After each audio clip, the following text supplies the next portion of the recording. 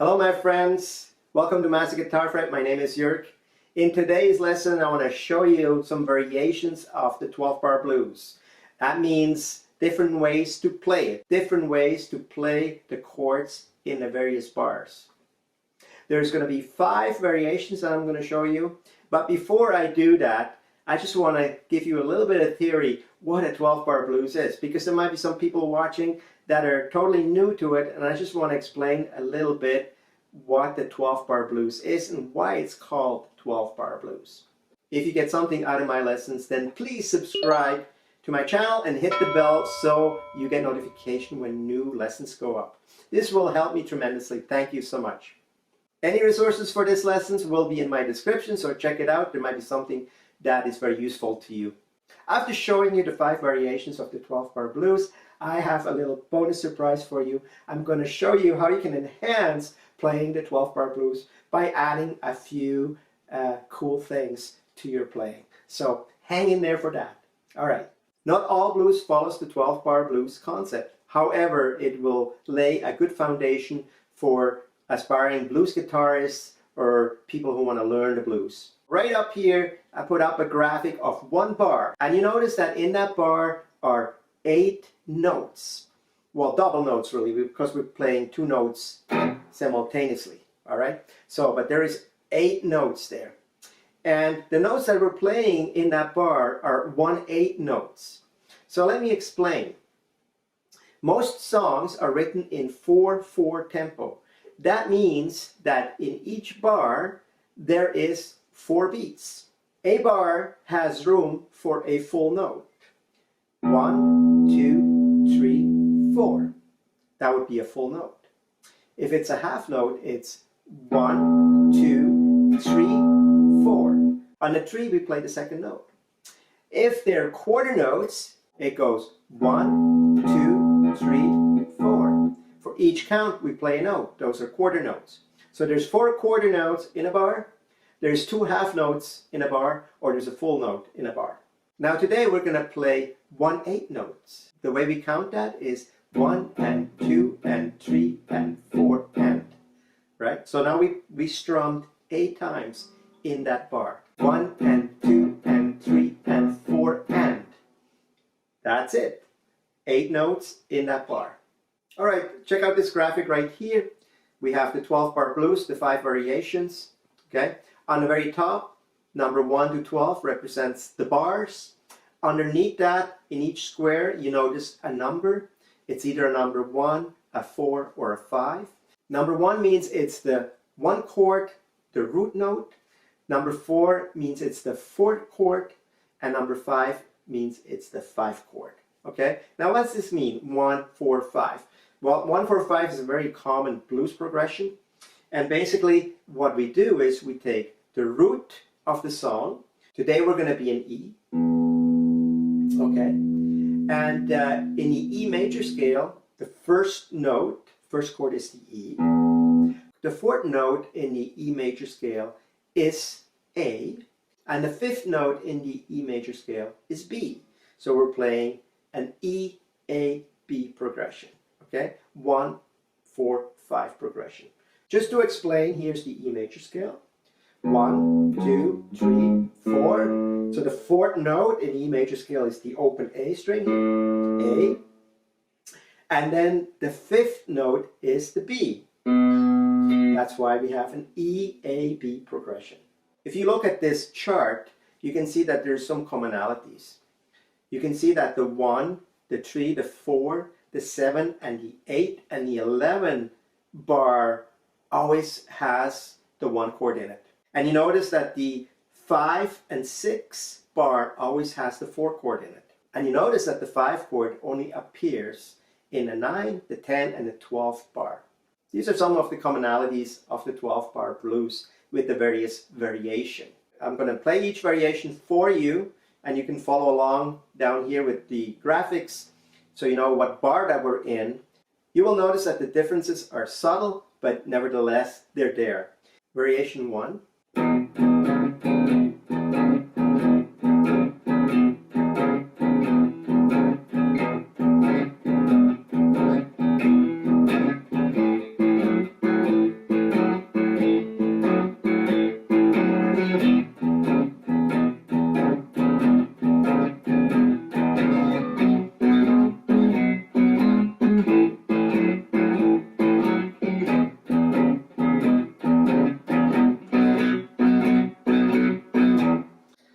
that would be variation 1.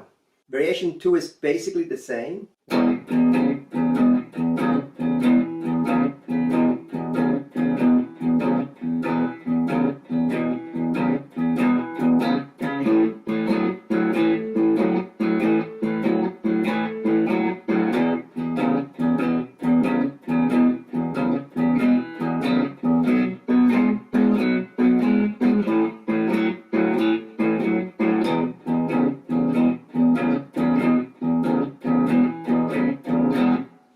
So the difference between 1 and 2 is very subtle. It's at the very end, instead of hanging on that 5 chord, I stayed in the 1 chord. That's the only difference. Everything else is played the same. Number 3 is again like number 1 and 2. The up to the 8th bar, there's no change, but the turnaround is a little bit different. We go into the 5th.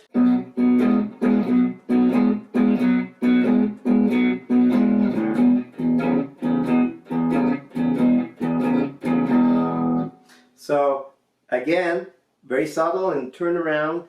We're adding 2 bars of 5 and then 2 bars of 1 at the end. Example number 4, right up to the 8th bar is identical to the other 3 before, and on the turnaround there's a little bit of a difference now. We're going, instead of going to the 5, we're going to the 4 for 1 bar, then the 5, and then 2 bars in 1. So number 5 is the only one that's quite different in my opinion, so I'm going to play the whole thing, okay? So it starts off with just 1 bar in the 1st chord, and then it goes to the 4th chord. And then it's the same again till the 8th chord, and then we'll do a turnaround. So here we go.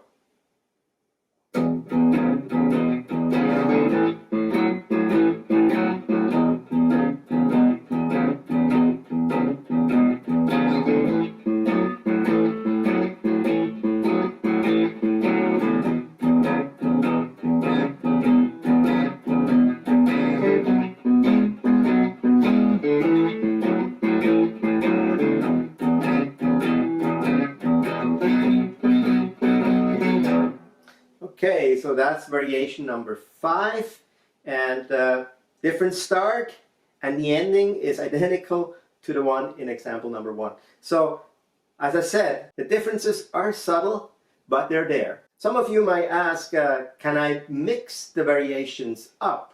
And I do believe that you can. Give it a try. And if there's somebody out there who knows the exact answer, then please leave me a comment. Thank you. The 12-bar blues is a very simple concept.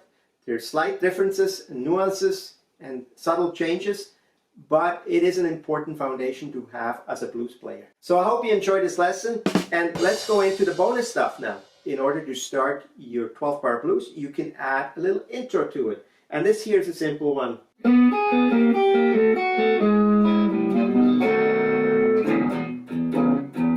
There we go. So how do we play that?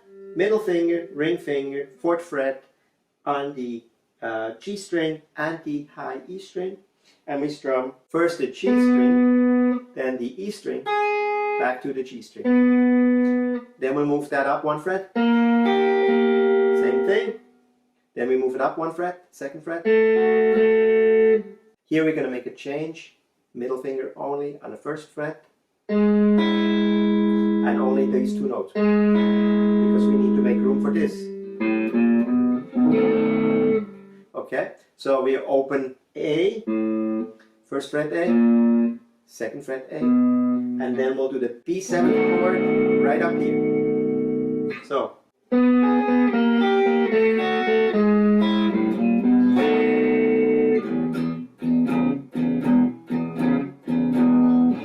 we can also end it with the same lick. So we're going to come out of the turnaround here.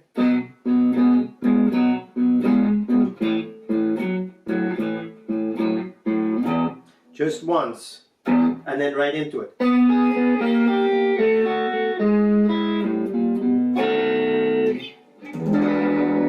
you can do a nice E9 right here to complete it. Again, I repeat.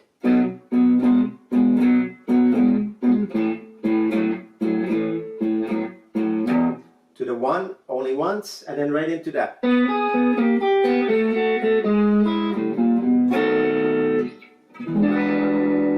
There we go.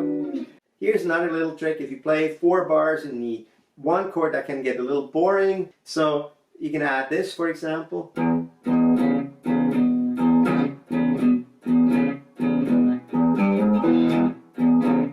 So we basically go open E, and then 3 and 4, and then come up with the pick and hit the this B. You can also hammer on. Whatever you like to do there, make it a little bit more interesting. You can also take that down here. But don't do it too many times, otherwise it gets redundant, so throw it in once in a while. The other thing you can do as well is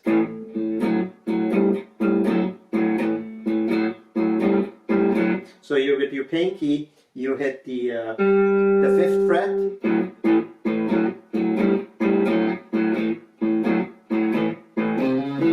so then the whole thing is not so redundant and boring, right? You can do that up here too.